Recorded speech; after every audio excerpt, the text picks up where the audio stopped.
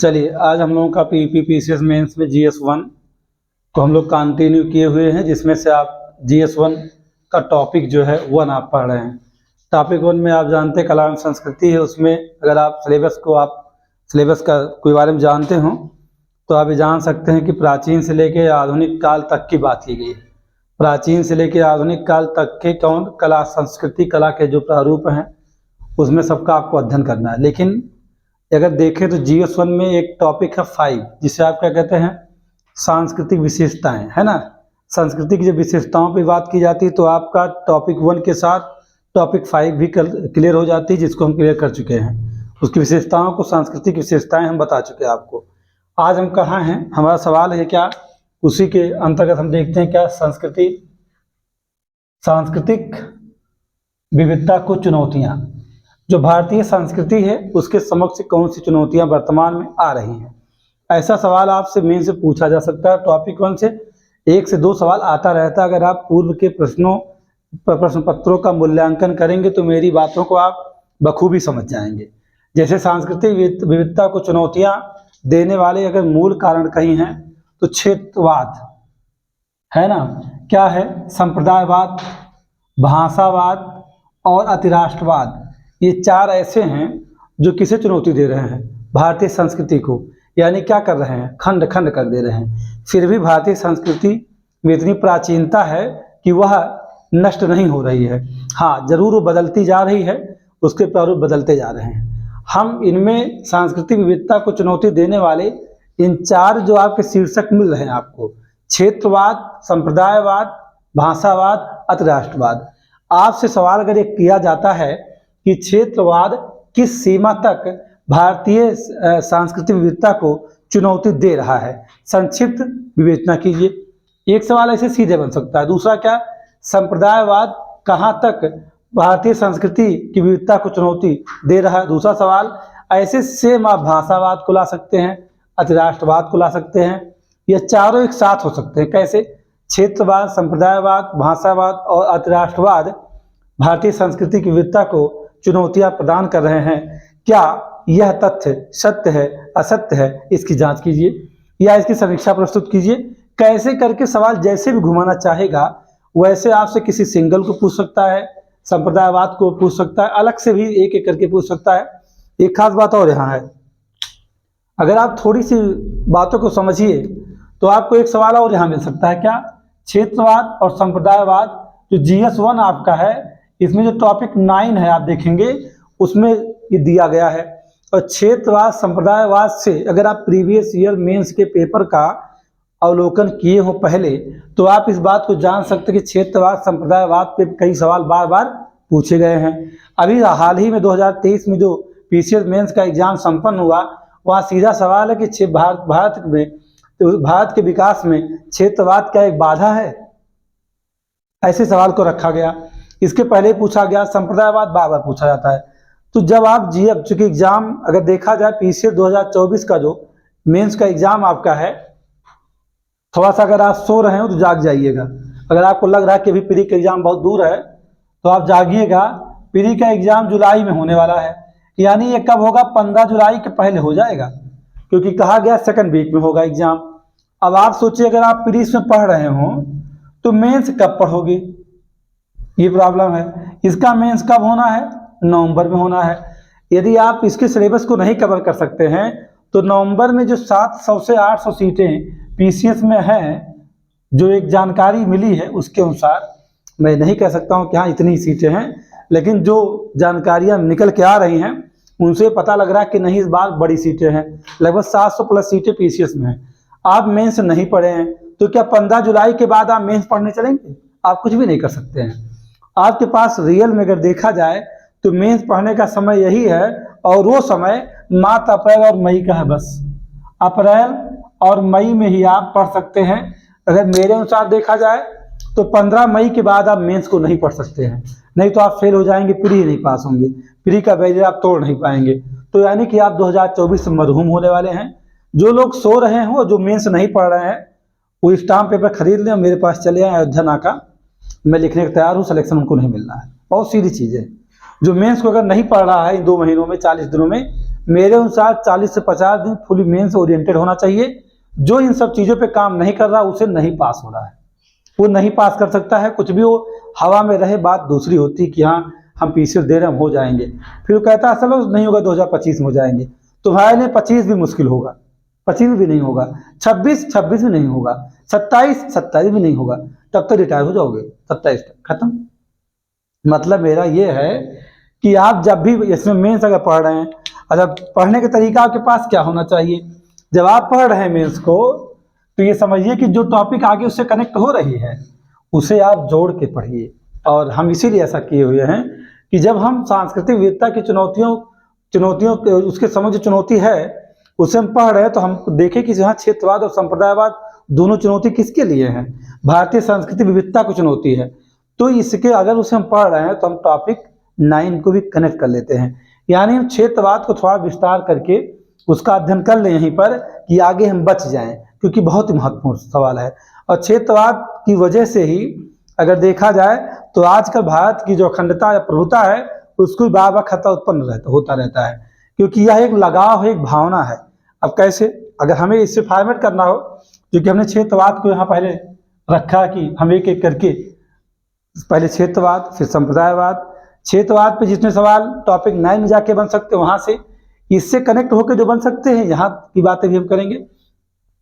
एक खास बात होती है कि अगर यहाँ आपको लिखना है तो जो फॉर्मेट तैयार हुआ है क्या कि उसकी भूमिका बता दी, क्षेत्रवाद के बारे में थोड़ा सा बताइए, और क्षेत्रवाद की प्रकृति या उसका स्वरूप क्या उसको बताइए, भारत में क्षेत्रवाद के क्या कारण है उसको बताइए, भारत क्षेत्रवाद के दुष्परिणाम क्या निकल रहे हैं, क्या सामने आ रहे हैं, भारत क्षेत्रवाद होने से इसका भारतीय संस्कृति पर क्या प्रभाव पड़ रहा है, या भारतीयों पे या भारतीय सरकार कह सकते हैं कि पूरे तंत्र पर क्या प्रभाव पड़ रहा है, आप बता सकते हैं। क्या भारतीय क्षेत्रवाद, भारत में क्षेत्रवाद भारतीय अखंडता को तोड़ रहा है, ऐसा ही सवाल बन सकता है आपके लिए, या भारत की संप्रभुता को क्षेत्रवाद ने दूषित कर रखा है, ऐसे ही सवाल बन सकता। कितने सवाल बनाओगे अगर समझोगे टॉपिक को, तो जितने सवाल बनाए जाएंगे सब आप बना सकते हैं इसके साथ। या सीधे कह सकता है कि क्षेत्रवाद का वर्तमान भारतीय परिदृश्य को देखते हुए जो है क्षेत्रवाद का मूल्यांकन प्रस्तुत कीजिए, सीधा सवाल।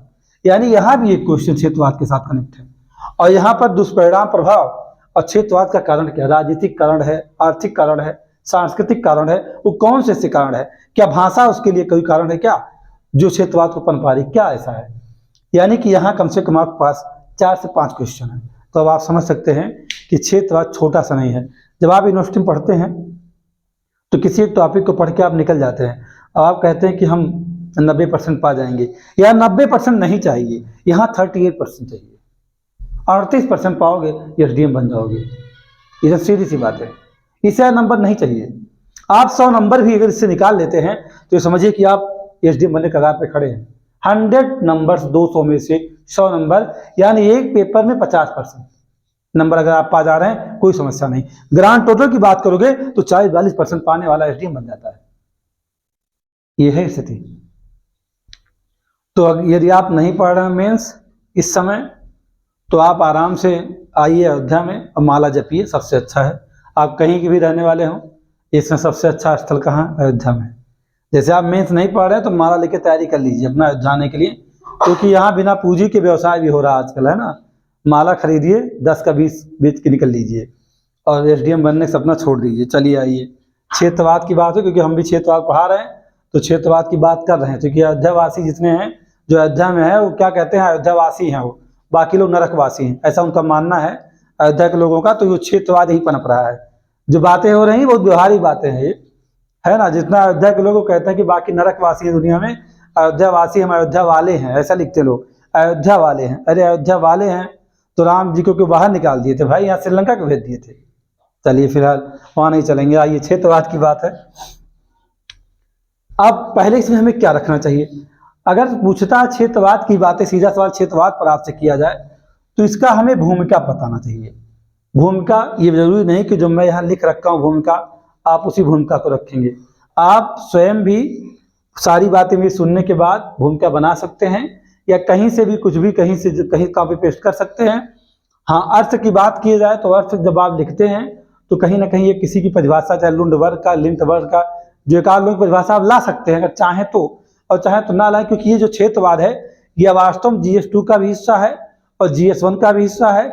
और यह अगर देखा जाए तो आपकी जब आंतरिक सुरक्षा की बात की जाएगी तीसरे पेपर में, तो हाँ भी क्षेत्रवाद एक मूल कारण बनेगा, है ना, कि आंतरिक सुरक्षा क्या खतरे में है, तो किसकी वजह से? क्षेत्रवाद की वजह से। तो यहाँ कई जगहों पर जाके कनेक्ट होता है। तो जब आपको सिलेबस में बार बार कहता हूँ कि सिलेबस आपको याद होना चाहिए। सिलेबस अगर आपको याद है तो आपके लीजिए, अब यहाँ सिलेबस खोल के बैठ के यहाँ रटने से याद नहीं होगा। सिलेबस एक एक करके डेली आपको देखना चाहिए, इसमें ये है तो इसमें जो मैं पढ़ा रहा हूँ पहले टॉपिक कम से कम वही सिलेबस, सब उतना ही आपको याद है। पहले क्या अर्थ की बात करते हैं, पहले भूमिका हम बात करेंगे। भारत में क्षेत्रवाद को एक सामूहिक विघटन के रूप में देखा जाता है। सामूहिक विघटन, यहाँ क्या बात है? भारत में क्षेत्रवाद को एक सामूहिक विघटन के रूप में देखा जाता है। ऐसा हम क्यों शुरुआत कर रहे हैं? सामूहिक विघटन क्यों कह रहे हैं? क्योंकि एक बड़ा समूह एक किसी विशेष क्षेत्र की एक बहुत बड़ी संख्या क्या होती है, उस भूखंड से जो बड़ा सा है, जिसका वो हिस्सा है, अपनी भावनात्मक लगाव की वजह से अलग होने का प्रयास करता है। इसलिए क्या कहा गया? सामूहिक विघटन के रूप में देखा जा सकता है, जिसने स्वतंत्रता के बाद अत्यधिक विषम रूप धारण कर लिया है। बड़े बड़े संघर्ष हुए हमारे यहाँ और ऐसे हिंसक आंदोलन हुए हैं, जैसे आप जानते हैं ऐसे हिंसक आंदोलनों को क्षेत्रवाद ने जन्म दिया है। जैसे खालिस्तान, आप सुनते ही थे, जो पंजाब के लोग हैं। तेलंगाना की बात करेंगे, आंध्र प्रदेश जाइए, वहाँ भाषा के आधार पर आंध्र प्रदेश का गठन किया गया था। चाहे आप मद्रास की बात करिए यानी चेन्नई की बात करिए, ये सब भाषाओं को आधार बनाते, संस्कृतियों का आधार बनाते हुए ये लोग अलग मांग करते। बुंदेलखंड उत्तर प्रदेश का ही एक हिस्सा है, लेकिन वो भी क्या मांग करता है कि मुझे उत्तर प्रदेश से अलग कर दिया जाए, एक राज्य के स्वरूप में आना चाहता है। तो अगर देखा जाए तो ये कहानी, ये सामूहिक विघटन ही तो है कि एक जो भारत है, जो भारत राज्यों का एक संघ है, वहां से निकल के कौन जाना चाह रहा है? भारत से नहीं अलग लोग होना चाहते हैं। हाँ, कुछ ऐसे भी हैं, जैसे आप उत्तर पूर्वी भारत को देखिए, उत्तर पूर्वी भारत चाहता है कि भारत से अलग हो जाए, देश से अलग हो जाए। अब यहाँ क्या है? अब यहाँ पर राज्य के अंदर जो नए राज्यों का निर्माण हो रहा है, वो किसका परिणाम है? इसी तो परिणाम है क्षेत्रवाद का। जैसे पूर्वांचल के लोग चाहते हैं कि उनको कहाँ उत्तर प्रदेश से अलग करके एक नया राज्य बना दिया जाए, क्या पूर्वांचल। जैसे बिहार से कौन बना? झारखंड। ये क्या चीज है? क्षेत्र की वजह से तो ऐसा है, ये जनजातीय क्षेत्र है, वो लोग डिमांड करते हैं कि हमको एक अलग राज्य बना दीजिए। जैसे उत्तराखंड पर्वतीय राज्य था, उसने कहा मुझे अलग कर दिए, पर्वतीय राज्य मुझे अलग करिए, मेरा विकास अवरुद्ध हो रहा है, और उत्तराखंड को उत्तर प्रदेश से क्या कर दिया गया? अलग कर दिया गया। तो यानी क्या है? अब इसके लिए कभी कभी हिंसक आंदोलन भी होते रहे देश के अंदर। जैसे अगर आप देखें ना, तो खालिस्तान की मांग करने में बहुत आंदोलन हुए हैं। वहीं आप जूनागढ़ की बात करिए, जब पटेल की कहानी है, तो वहां भी तो स्थिति है। हैदराबाद की ही तो कहानी थी, लोग अलग होना चाहते थे, यानी क्षेत्रवाद ही तो था। तो यानी हिंसक आंदोलनों को जन्म दिया, या किसी विशेष क्षेत्र के प्रति वहां रहने वाले लोगों की अंधभक्ति का परिणाम है। यानी क्षेत्रवाद है क्या? क्षेत्रवाद वह है किसी विशेष क्षेत्र के प्रति वहां रहने वाले लोगों की अंधभक्ति का परिणाम है। यानी वो अंधे होकर खाली कहते हैं मेरा ही एरिया अच्छा। जैसे अयोध्या वाले आजकल राम जी की मूर्ति को स्थापित होने की वजह से वो क्या कहते हैं? हम अयोध्यावासी हैं, हम सीधे स्वर्ग में हैं, बाकी लोग नरकवासी हैं। ऐसा उनका इसीलिए तो मानना है। ये क्षेत्रवाद चल नहीं रहा क्या? एक समय ऐसा आएगा, कहेंगे हमारे राजा राम हैं, अब अयोध्या को कहाँ करिए? उत्तर प्रदेश से अलग करके नया राज्य बना दीजिए, एक साम्राज्य बना दीजिए। आने वाले 10-50 सालों में ऐसा नज़ारा आप देख सकते हैं कि अयोध्या के लोग इस बात की डिमांड कर सकते हैं कि हम देवलोक से उतरे हैं। यहाँ जो सबसे गलत कार्य करता है वो कहेगा मैं देव हूँ सीधा, बाकी लोग दानव हैं। अयोध्या में जो रह रहे हैं वही खाली देव हैं। ऐसी कहानी हो सकती है। तो इस चीज विशेष लगाव होगा ना, अयोध्या वासियों का अयोध्या से विशेष लगाव है। वो क्षेत्रवाद आजकल कर रहे हैं, उनके अंदर क्या आ गया है? क्षेत्रवाद। अन्यथा किसी बात का नहीं लेना है, लेकिन ये बातें एकदम बिल्कुल सही है। हाँ, क्षेत्र अभी करेंगे, और क्षेत्रवाद अभी थोड़ी सी शुरुआत है, अभी और करने वाले हैं। एक समय ऐसा आएगा उस दुनिया में सभी जितने लोग भी हैं सबको दानव बना देंगे, खुद क्या बन जाएंगे? देव बन जाएंगे। भले खुद दानव रहेंगे, उससे मतलब नहीं है, ऐसा नहीं क्यों नहीं है, लेकिन उनका लगाव खाली किससे? अयोध्या से। अयोध्या को निकाल के अलग कर दिया जाए तो फैजाबाद जैसा जिला कुछ नहीं है शून्य अवस्था में। अगर अयोध्या को अलग कर दिया जाए तो राम जी को उठा के शरीर के उस पार कर दो गोंडा जिले में, तो खत्म है अयोध्या। कुछ है क्या? नहीं। हाँ, कुछ है? कहीं नहीं है ना। चाहे जहाँ कर दीजिए। और एक वास्तविकता यह भी है कि जिस अयोध्या की हम परिकल्पना करते हैं वो अयोध्या भारत में नहीं है। जिस अयोध्या को हम जानते हैं वो अयोध्या भारत में है ही नहीं, वो किसी अन्य देश में है। इसीलिए उसने अपना नाम बदल लिया था। उसे लगा कि मेरी अयोध्या छीनी जा सकती है, उसने उसका नाम बैंकॉक कर दिया। थाईलैंड की राजधानी बैंकॉक की अयोध्या है। ठीक है, हाँ, आप उसको जब सोच करेंगे तो इस बात को आप जानेंगे। वास्तविक अयोध्या कहाँ है? वहीं पर है, यहाँ नहीं। चलिए फिलहाल उस पर नहीं जाएंगे हम लोग, नहीं मामला गड़बड़ा जाएगा, कुछ लोग अंडवंड बताना शुरू कर देंगे। चलिए, तो ये क्या है, अब ये भूमिका जब आप लिख देते हैं तो भूमिका को लिखने के बाद हमने यहाँ क्या रखा कि अर्थ भी एक लाइन, मतलब इस पैरा के बाद एक 2 लाइन का पैरा रखिए क्या, कि एक क्षेत्र विशेष के लोगों द्वारा अपने क्षेत्र के साथ लगाव की भावना, एक क्षेत्र विशेष के लोगों द्वारा अपने क्षेत्र के साथ लगाव की भावना ही क्या है? क्षेत्रवाद है। अब आप इसको जितना शब्दों में बढ़ा सकते हैं बढ़ा लीजिए, कोई समस्या नहीं। या क्वेश्चन 8 नंबर में आ सकता है, 12 नंबर भी आ सकता है। अब जब आप आगे बढ़ते तो क्या भारत में अच्छा एक बात और है, लगाव क्या किस बात का?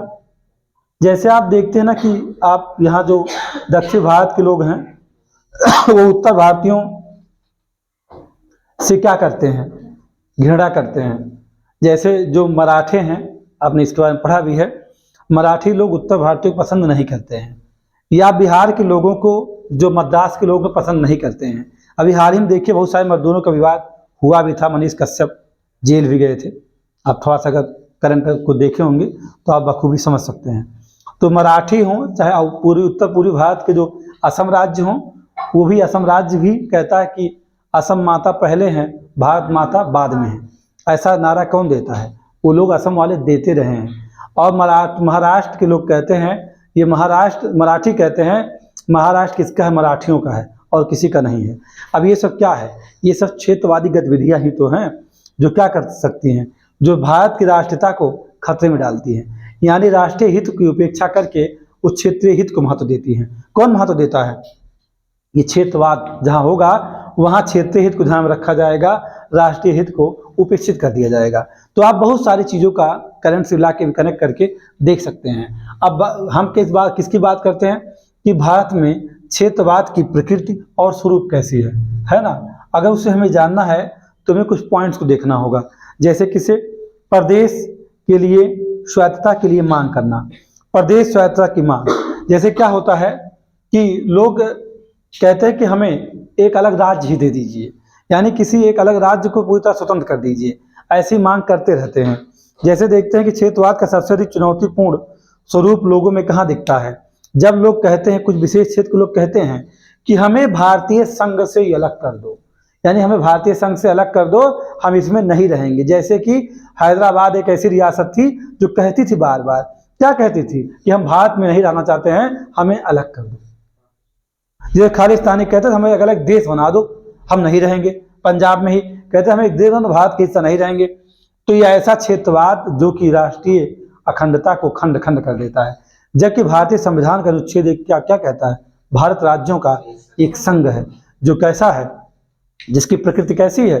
कभी भी नष्ट ना होने वाली की प्रकृति है, यानी उसका विनाश आप नहीं कर सकते हैं। किसका? भारतीय उस संघ का आप विनाश नहीं कर सकते हैं। उसका कोई अपवाद है ही नहीं कि आप उसको नष्ट कर सकें या भारतीय अखंडता को तोड़ सकें। तो भारतीय संघ से अलग होने की मांग बार बार जो उभरी तो क्षेत्रवाद पर ही हुआ। यहाँ देखिए, जैसे कि आप प्रदेश स्वायत्तता की मांग यानी पृथक देश की मांग करना, यानी कि विभिन्न क्षेत्रों में अलगाववादी संगठन काम करते हैं। जैसे जम्मू कश्मीर को ले लिया जाए तो जम्मू कश्मीर में अलगाववादी बहुत सारे संगठन काम कर रहे थे। आज़ादी के बाद से जम्मू कश्मीर का भारत विलय होने के बाद भी इतने अलगाववादी संगठन वहाँ थे कि हमेशा वो कहते थे कि जम्मू कश्मीर को स्वतंत्र देश बना दीजिए, आज़ाद करिए, हिंदुस्तान का हिस्सा हम नहीं रहना चाहते हैं। लेकिन 2019 में इस देश की सरकार ने एक बहुत ही जो इतना ऐतिहासिक बहुत बड़ा विवाद जो बरसों बरस चलता रहा, जो कि ये कह सकते हैं कि हमारी भाषा में ये कार्य शायद असंभव सा था, लेकिन इस देश के प्रधानमंत्री और कौन, गृह मंत्री चाणक्य एक हैं, तो उन्होंने 2 लोग मिलकर ये क्या कर दिए हैं, जम्मू कश्मीर को भारत का अभिन्न अंग बना दिए, अब अलग नहीं हो सकते हो। अब यूनियन टेरिटरी बना दिया उन्होंने 2019 में, जम्मू कश्मीर का पुनर्गठन किया और पुनर्गठन करके उन अलगाववादियों को खत्म कर दिया। यानी पुनर्गठन किया तो 2 स्टेट बना दिया, लद्दाख और जम्मू कश्मीर को 2 नए राज्यों का निर्माण कर लिया, उसी को बांट करके। अब अलगाववादी कुछ कर नहीं सकते हैं। अलगाववादियों को नष्ट करने के लिए वहाँ की न्यूज़ चैनल्स बहुत सारी चीज़ बंद कर दिया गया। वो अपना मतलब सुरक्षा व्यवस्था को ध्यान रखते हुए, उसका हवाला देते हुए ऐसा किया गया। नहीं तो जानते हैं पृथक देश की मांग, ये अब नहीं हो सकता है। अब जो उत्तर पूर्वी राज्य हैं वहाँ समस्या अभी बरकरार है।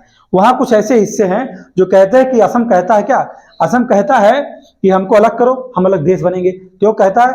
कहता है कि असम माता पहले, भारत माता बाद में। ये नारा देता है। कौन नारा देता है ऐसा? असम नारा देता है कि असम माता पहले है, भारत माता बाद में। जब ये बातें की जा रही हैं, यानी असम में भी अभी अलगाववादी संगठन, या मणिपुर जो हिंसा हुई थी, मणिपुर में भी अभी भी अलगाववादी संगठन कार्यरत हैं, वो काम कर रहे हैं। यानी कि प्रदेश स्वायत्तता की मांग करना या पृथक देश की मांग करना, इस भारतीय संघ से अलग हो करके एक ऐसे राज्य का बनना जिसमें भारत का नियंत्रण ना हो, एक ऐसे देश का निर्माण कर लेना जो उसमें भारत का नियंत्रण ना हो, तो किस वजह से है? ये तो मात्र क्षेत्रवाद की वजह से तो है। इसका मूल कारण कहाँ छिपा है? क्षेत्रवाद ही तो है। नहीं क्यों होता? इसके स्वरूप यही बनता है। फिर आप देखते हैं बहुप्रदेश विवाद। अब आप जब देखते हैं किसे बहुप्रदेश विवाद को, तो यहां पर एक चीज और ध्यान दीजिएगा। जैसे पंजाब में एक पार्टी थी, उसका नाम था अकाली दल, है ना, और मिजोरम में एक मिजो राष्ट्रीय मोर्चा था, और नागालैंड में नागालैंड समाजवादी दल था। ये कुछ ऐसे अलगाववादी संगठन थे जो इस बात की मांग कर रहे थे। पंजाब में भी अलग करने की बात किए, कहें कि जनमत संग्रह करवा लो जनता से कि कहाँ रहना चाहते हैं।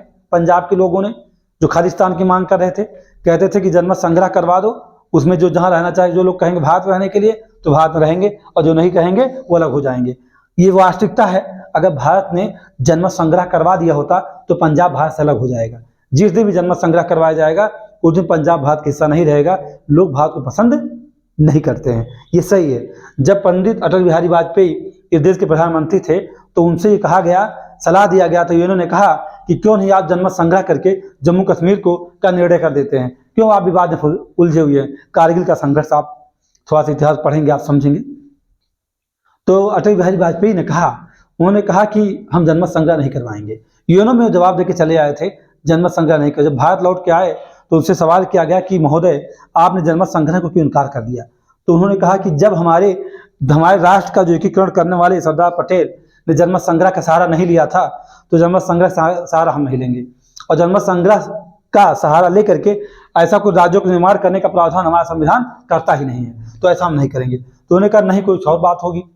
अटल जी ने कहा कि अगर जनमत संग्रह हम करवा देंगे तो जम्मू कश्मीर भारत का हिस्सा नहीं रहेगा। ये मैं जानता हूं, ये मुझे पता है कि जनमत संग्रह में वो भारत से अलग हो जाएगा, इसे मैं नहीं होने दूंगा।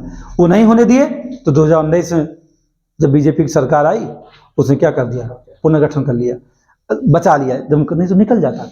तो यही चीजें कहाँ है? नागालैंड भी यही चाहता है। नागालैंड समाजवादी जो दल है, जो सम्मेलन हुआ था, उस नागालैंड में एक समाजवादी सम्मेलन हुआ, उस सम्मेलन में बात कही गई थी। क्या कही गई थी? कि हम ये जनमत संग्रह करवाओ, हम अलग हो जाए भारत से। अभी आप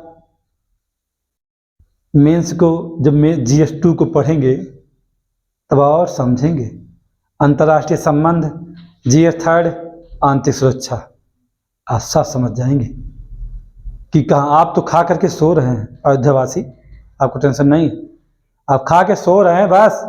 आप क्या पता है, बस राम जी दिख रहे हैं, लेकिन आप शायद ये नहीं जान रहे हैं कि देश की सीमा पे क्या स्थिति है इस समय। लोगों की बात जैसी नजर है, यहाँ जो अंदर हैं वही अलग होना चाह रहे हैं, जो अंदर में वही अलग होना चाह रहे हैं। तो सर वो कहाँ जाना चाहते हैं? वो अलग होकर नया देश बनाना चाहते हैं, जैसे बांग्लादेश। खालिस्तानी कहते हैं अलग देश बनाओ, पंजाब को अलग करो यहाँ से, इसमें कहाँ रहेंगे हम। अभी जनमत संग्रह करवा देंगे गायब। पंजाब में बीजेपी की सरकार नहीं आती, क्यों नहीं आती? ये तो रीजन है। कितनी कोशिश कर लेते, वहीं तो उनकी हत्या करने की कोशिश की गई। प्रधानमंत्री को मारने की फिरोजपुर में कोशिश कर दी गई थी। फिरोजपुर पंजाब और पाकिस्तान के बॉर्डर पर है, पूरा एक बसा हुआ गांव है। जिस ओवरब्रिज पर उनकी हत्या करने की साजिश की गई थी, वहीं रोक दिया गया था, बच गए थे। समझ सकते हैं? तो एक खालिस्तानी है वो। जब अयोध्या में मोदी जी यहाँ प्राण प्रतिष्ठा करने के लिए आने वाले थे, एक दिन पहले यहाँ से 3 खालिस्तानी गिरफ्तार किए गए थे। आप लोग शायद एसटीएफ ने गिरफ्तार किया था, आपको नहीं पता होगा। 3 खालिस्तानी गिरफ्तार किए गए थे। उनका संबंध कनाडा से सीधा था। उन खालिस्तानियों जो अलगाववादी संगठन है उसके चीफ ने भेजा था इनका हत्या करने। सोच सकते हैं आप, ऐसा एसटीएफ ने बताया है, लेकिन खबरों को तुरंत हटा दिया गया। हो जाए चर्चा में नहीं आया कि लोगों में एक दहशत न फैले, जिससे जो कार्यक्रम है वो आयोजित न होने पाए। लेकिन ऐसा प्रयास किया गया था। इस सबसे आप अनजान होंगे कि ऐसा भी था क्या। तो यानी कि खालिस्तानी आज भी अलग होना चाहते हैं, आज भी प्रयास कर रहे हैं कि हमको अलग कर दिया जाए। और वहाँ जो राजनीतिक पार्टियां हैं वो स्वयं चाहती हैं ऐसा, और वही राजनीतिक पार्टियां चुनाव तभी जीतती हैं। जैसे अगर देखा जाए वर्तमान में जो एक सरकार है भगवंत मान की, जो आम आदमी पार्टी सरकार है, उसी बेसिस पे तो सीएम बना है वो, उसी बेसिस पे सीएम बना। उन्हीं अलगाववादी संगठनों के सपोर्ट से वो सीएम कौन बना? भगवंत मान, पंजाब का एक कॉमेडी करने वाला व्यक्ति इतने बड़े राज्य का सीएम कैसे बन जाएगा? जब अलगाववादियों की बात तो तब बनेगा ना।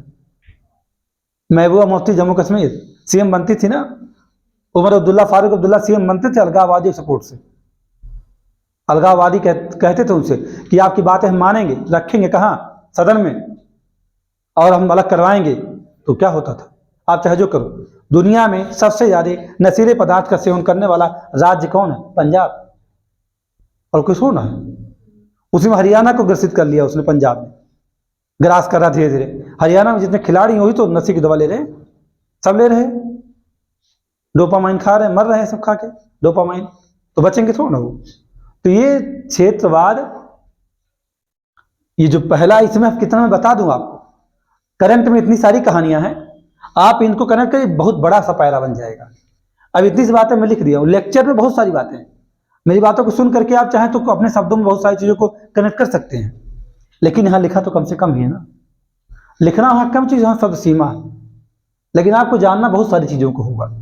आप कंपेरिजन करेंगे, क्योंकि ऐसी चर्चाएं आपके सिर्फ मेंस देके नहीं निकलना है, आपको इंटरव्यू फेस करना है। और इंटरव्यू फेस करना तो ऐसी प्रॉब्लम आपके सामने ला दी जाएगी क्या कि जो पृथक देश की मांग करते हैं लोग, या स्वायत्त राज्य बनाने की मांग करते हैं बार बार, कुछ लोग ऐसा सोचते हैं तो कहेंगे नहीं, और आर्टिकल 1 के अकॉर्डिंग अगर देखा जाए भारत एक अखंड राष्ट्र है, इससे कोई अलग नहीं हो सकता है। तो कहेंगे कहीं संविधान प्रावधान नहीं, कोई प्रावधान नहीं। जनमत संग्रह जैसी बीमारी भारत के संविधान में नहीं रखा गया है। भारतीय संविधान निर्माता इतने बुद्धिजीवी थे, संविधान सभा के जो मेंबर थे इतने ज्यादा बुद्धिजीवी थे, वो उन्होंने ये बात सोच लिया अगर हम कुछ प्रावधान कर देंगे तो ये जानते हैं 10 दिन बाद, 1 साल बाद सब अलग हो जाएंगे, क्योंकि तो ये चाह रहे हैं, ये उनको मौका मिल जाएगा। राज्य में जिसकी सरकार बन जाएगी वो अपने सदन में क्या करेगा, एक विधेयक ला करके भारत से अलग हो जाएगा। इसलिए अम्बेडकर ने कहा भारत क्या है? राज्यों का एक संघ है। भारत क्या है? राज्यों का एक संघ है, और इंडिया दैट इज भारत। ऐसा कंफ्यूज मत होइएगा कि इंडिया भारत में अंतर है। जो इंडिया है वही भारत है, ये अंतर नहीं है। ये राज्यों का संघ है, ये संयुक्त नहीं है। ये क्या है? यूनियन है, यूनाइटेड नहीं है। तुम्हारे बाप में दम नहीं है कि तुम अलग हो जाओगे। तुम कितना भी क्षेत्रवाद करोगे, भाषावाद, संस्कृतिवाद, चाहे जो भी बात करोगे, तुम्हारे अंदर दम नहीं होगा, तुम अलग हो जाओगे हिंदुस्तान से। ये किसकी सोच थी? डॉक्टर BR अम्बेडकर की। उन्होंने पहले ही आर्टिकल में ऐसा खेल खेल दिया कि जो सपना सरदार पटेल देख रहे थे, किस बात को लेके? सरदार पटेल भारत के बिस्मार्क हैं। जैसे जर्मनी का एकीकरण बिस्मार्क ने किया था, वैसे भारत का एकीकरण सरदार वल्लभ भाई पटेल ने किया है। और पटेल का जो सपना था कि भारत से कभी कोई एक भी, मतलब कह सकते हैं कि रत्ती भर जमीन या सुई की नोक जैसी, जैसे महाभारत में बिना संघर्ष के सुई की नोक जितनी भी भूमि आप नहीं ले सकते। पांडव से दुर्योधन ने कहा था ना कि भूमि का एक सुई का नोक का हिस्सा होता है, उतना नहीं पाओगे बिना युद्ध किए। तो भारत को अखंड बना दिया किसने? डॉक्टर भीमराव अम्बेडकर ने। जब पटेल ने उनसे कहा था कि देखो भाई, एक बात का ध्यान रखिएगा, संविधान सभा जो बहस चल, उन्होंने कहा कि सारी चीजों का ध्यान रखिए, कि एक का ध्यान रखिए, इसकी ऐसा अखंड बनाइए कि इसे कोई तोड़ ना पाए, कोई अलग ना हो पाए, क्योंकि हमारा देश इस समय ग्रसित है कहाँ? क्षेत्रवाद से, जातिवाद से, धर्मवाद से, भाषावाद से। यहाँ इतनी सांस्कृतिक विविधता है कि लोग अलग अलग भाग रहे हैं। कोई कह रहा है हमको पूरा बना दो पाकिस्तान, एक पाकिस्तान बना था, दूसरा पाकिस्तान बांग्लादेश कह रहा मुझे बना दो, फिर बीच में कह रहे हैदराबाद वाले मुझे भी बना दो पूर्वी पाकिस्तान का हिस्सा। हैदराबाद कहता था मुझे किसका हिस्सा बना दो, मुझे बांग्लादेश का हिस्सा बना दो, यानी भारत के अंदर एक और पाकिस्तान, ऐसी मांग थी। थोड़ा सा इतिहास पढ़िए तो। संविधान में प्रावधान होने के बाद भी तब पर भी कहते थे, बाद में निजाम कहता था मुझे, जो असदुद्दीन ओवैसी है जो निहायत ही बेवकूफ नेता हिंदुस्तान का है, उसे समझदार नहीं माना जाएगा, उसकी किसी भी बात में कोई तर्क नहीं होता है, अतार्किक बातें करता है। अब जानते करते हैं, उनका कोई मतलब नहीं। उन्हीं के ही परिवार से, निजाम से, जिन्होंने डिमांड किया था कि हमें अलग कर दो, हम अलग राष्ट्र होंगे, हमें पूर्वी पाकिस्तान से मिलना है और बीच से रास्ता दे दो आने जाने का। पंजाब में फिरोजपुर से घुसेंगे और निकलेंगे पश्चिम बंगाल में जा करके। कहते बीच में गलियारा बना दो। कहाँ गलियारा बना दो? ऐसे कहते थे गलियारा बना दो, इसे हम पाकिस्तान से लोग आएंगे जाएंगे ट्रक से और यहाँ हम रहेंगे, हम भी उसी का हिस्सा रहेंगे बांग्लादेश का। ये दिमाग था। यहाँ तक कि चक्रवर्ती बटे नहीं देते। हाँ, अब यहाँ से अगर ये हो गया होता, आप एक बार सोच के देखिएगा, अगर ऐसा हो जाता तो बीच से डेली ट्रक में लद करके आतंकवादी आते और यहाँ मार के फिर करके निकल जाते। कितनी सुरक्षा दोगे? आधा भारत यहाँ, उत्तर भारत अलग, दक्षिण भारत अलग, यानी कि भारत को तोड़ने की कोशिश पहले ही की गई थी। जब ये मांग, जो मांग आज खालिस्तानी कर रहे हैं, उन्हें आतंकवादी ही मानूंगा मैं। जब देश अखंड है तो अलग होने की बात क्यों करते हैं? जम्मू कश्मीर जो अलगाववादी संगठन भारत से अलग होने की बात करते थे, वो कौन है? वो क्षेत्रवाद कर रहे थे, तो वो सब क्या है? वो सब आतंकवादी है। भाई, जब राष्ट्रवाद को आप तोड़ना चाह रहे हैं, उसकी देश की अखंडता को तोड़ना चाह, जहाँ के एक संविधान के द्वारा शासित होता है, तो आप, इसका मतलब क्या हुआ कि आप आतंकवादी ही हैं। अगर जब वो कह रहा था, जानते, ये कहता था पाकिस्तान कहे ये बांग्लादेश, दोनों कहते बीच में रास्ता दे दो हमें, ये पश्चिम पाकिस्तान है इधर और इधर पूर्वी पाकिस्तान। बांग्लादेश का नाम पूर्वी पाकिस्तान ही तो है, उसे इसी नाम से हम जानते हैं ना। अब इसी बीच में कौन था? इसी बीच में हैदराबाद था, रियासत। हाँ, कैंसर ही था ये नासुर बन जाता हिंदुस्तान का। लेकिन हमने कहा कि सरदार पटेल ने कहा दिया था अम्बेडकर से, शुरुआत एक ऐसी ईंट से करिए कि उसमें कोई प्लेट ना लगी हो। जैसे ज्योग्राफी आप पढ़ते हैं ना, 7 प्लेटों पे पूरी स्थलखंड है, तो कहा भारत के लिए कोई प्लेट नहीं होनी चाहिए, सिंगल प्लेट, नहीं टकरा के भूकंप आता रहेगा। तो उन्होंने क्या कर दिया अम्बेडकर, चलो single one art India, that is Bharat, it's A union, finish, सोच समझ सब खत्म, निजाम जैसे लोग कहानी खत्म हुई। यानी ये कही लाइन अम्बेडकर की भारत को अखंड कर दिया। और संविधान सभा के जितने सदस्य थे, जिसे बहस हुई थी, तो लोग के ठीक है, ये तो आपके हित की बात हो रही ना। ऐसा तो नहीं कि अम्बेडकर ये कहते कि हाँ कुछ बना दो, जैसे बीच में ये भी था। अब एक शब्द ऐसा है जिसमें थोड़ा सा पटा सा लगता है, जो दलित थे वो चमरिस्तान की मांग करते थे, कहते थे हमें पाकिस्तान, चमरिस्तान, खालिस्तान, खूलिस्तान, क्या तान चाहिए, कितना तान चाहिए। अब सोचिए आप, कितना तान चाहिए, इतने तान की बात की गई, मतलब तोड़ने की पूरी साजिश। कुछ दिन बाद वर्मा जी के बर्मिस्तान हो चाहिए, यादव जी के यादवस्तान हो चाहिए, ठाकुर ठाकुरस्तान हो चाहिए, कितना बनाओगे भाई भारत को? इन सब बातों को बहुत ध्यान दिया गया। यानी संविधान सभा को सलूट करिए आप लोग कि कितने योग्य थे वो, इतना योग्य, इतनी आगे की बात सोच लिए थे। और ऐसी डिमांड थी, अंबेडकर के मज्जेहन नहीं चलता था, अगर ऐसा हो गया तो हम ही मांग कर लेंगे एक नए देश का। वो तो चाहते थे कि दलितों को अलग करके देश बना दो जहां कोई रहे ही ना। लेकिन जो जो अकेला रहा मारे पीट कर। अरे भाई, अकेला चना भाड़ को नहीं फोड़ सकता, ये कहा होता ना गांव की, यही तो सच है। अकेले नहीं, भारत की अपनी एक विशेषता है कि इसकी संस्कृति विविध है, और जितनी विविधता इसमें है उतने इसमें रंग भी भरे हैं। ठीक है, राजनीतिक चीजें इसको क्या करती हैं, लोग वोट लेने के लिए हम लोगों को बांटते रहते हैं, जबकि सच्चाई यही है कि अकेला गुलाब का फूल नहीं अच्छा लगता है, उसके साथ और भी जब फूल होते हैं तब अच्छा लगता है। उसकी सुंदरता तभी तो बढ़ती है जब गेंदा का फूल हर जगह लगा होता है, कलरफुल कई कलर के पुष्प लगे होते हैं, बीच में गुलाब का फूल होता है, उसकी सुंदरता बढ़ जाती है। सीधी सी बात है, अगर अच्छे लोग की पहचान तभी रहेगी जब बुरे लोग रहेंगे ना।